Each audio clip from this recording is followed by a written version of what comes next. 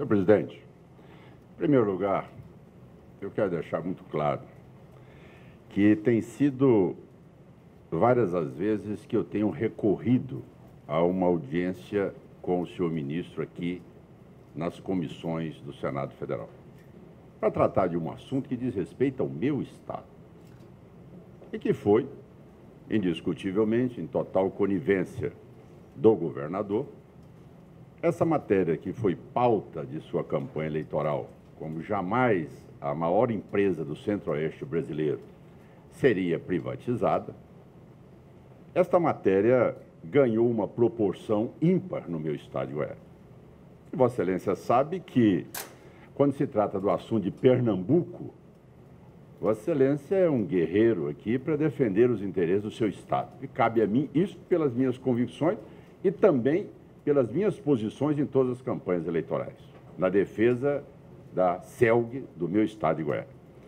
Bom, mais rapidamente, eu não quero cansá-los, eu quero dizer ao senhor ministro que quando foi feito a federalização da CELG, a autorização na Assembleia Legislativa, em que a Eletrobras se ocupou de 51%, foi vendido aos goianos que a Eletrobras iria fazer uma transformação, investimento e queria resolver aquilo que ela era a pior distribuidora de energia elétrica do país, a pior distribuidora elétrica do país.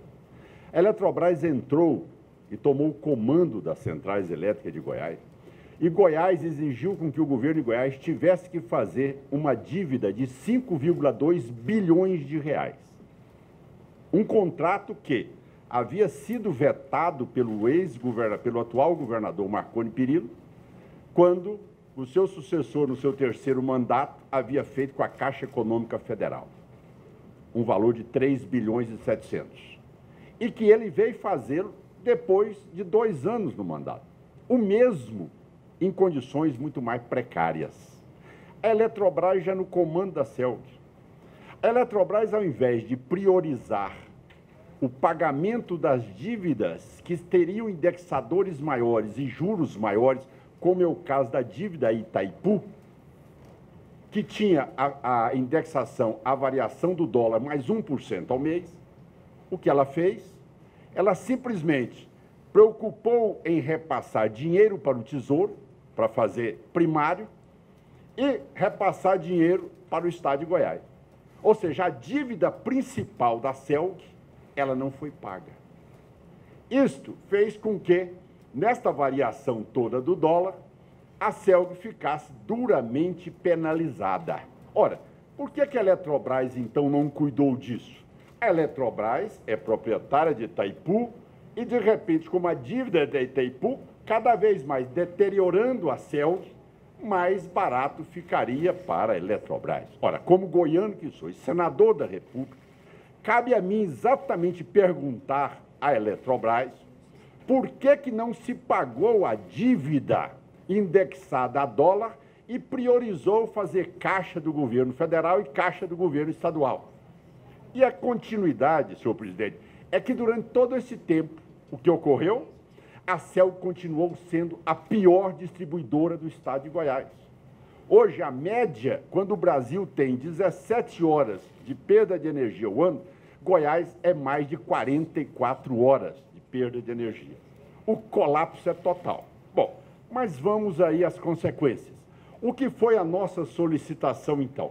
Ora, qual era a ameaça que tinha Goiás? Goiás, se a distribuidora, que é a CELG, ela não está em dia com as suas certidões, ela não terá renovação da sua concessão e ela irá para licitação.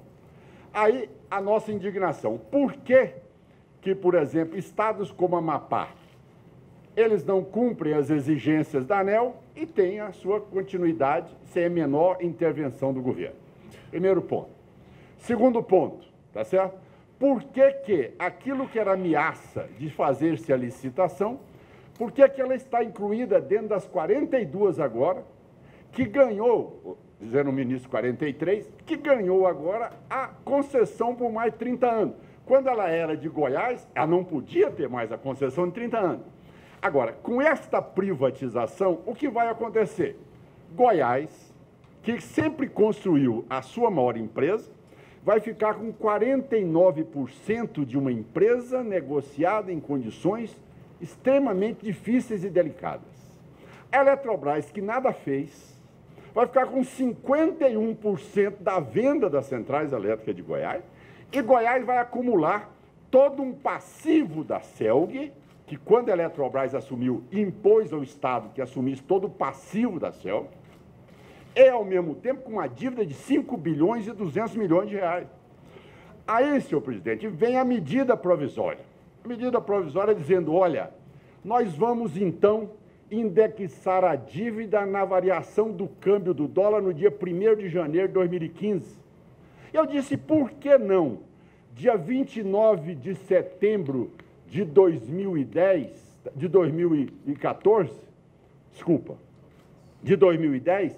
quando o ex-governador Marconi Perillo vetou o contrato que estava sendo feito com a Caixa Econômica Federal. Aí, ótimo, nós estaremos diminuindo mais a dívida da CELG. Aí disseram, não, mas nós vamos diminuir essas dificuldades da CELG, que é transitória.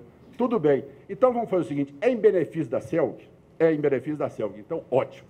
Tire a CELG do Plano Nacional de Privatização, tá certo? E que nós, então, votaremos essa medida provisória. Isso foi trabalhado. Ora, senhor presidente, quando eu enfrentei essa dificuldade, eu contestei o relator, o senador Eunício, alegando aquilo que o Supremo já deu ganho de causa para nós hoje. Ou seja, a matéria tratava de assunto da CHESP. Da CHESP. A medida provisória CESP, Centrais Elétricas de São Francisco. A da CHESP.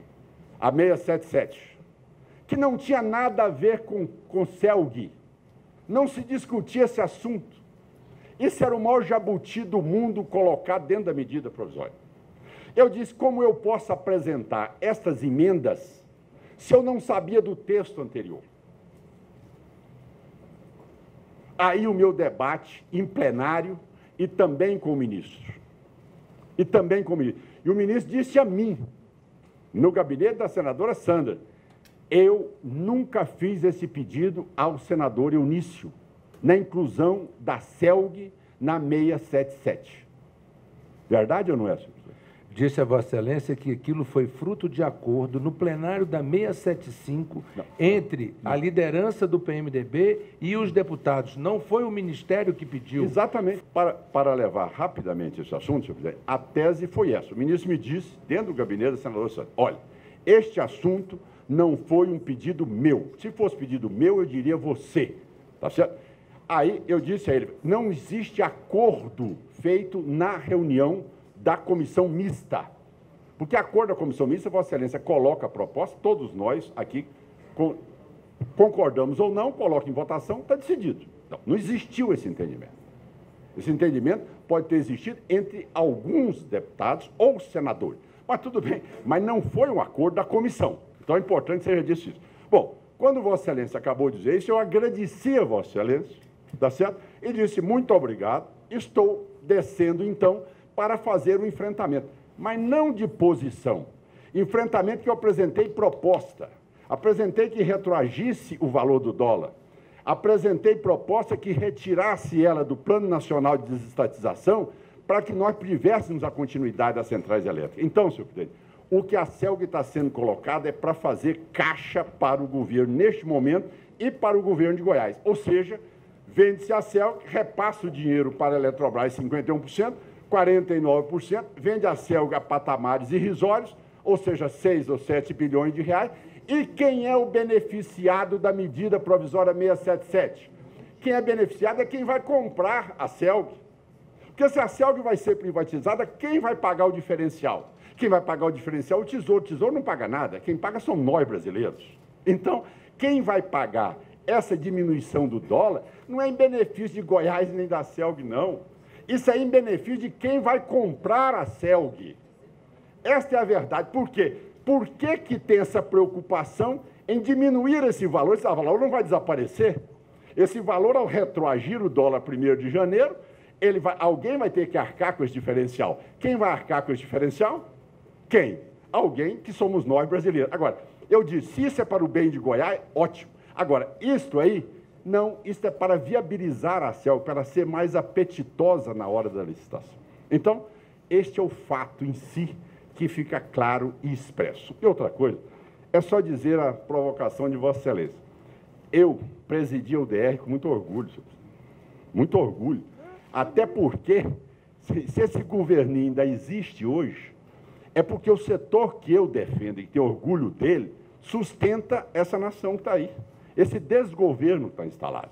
E hoje, a situação toda instalada no Brasil é em decorrência de uma medida provisória populista 579, que propôs à sociedade brasileira condições energéticas que não entregou. Vossa Excelência, para legal, não era ministro. Tudo bem, mas Vossa Excelência era senador da República e deveria ter contestado, com a competência que tem, o conhecimento profundo que tem da área da energia, a demagogia que foi a 579 e não deixar com que a população brasileira fosse iludida e enganada.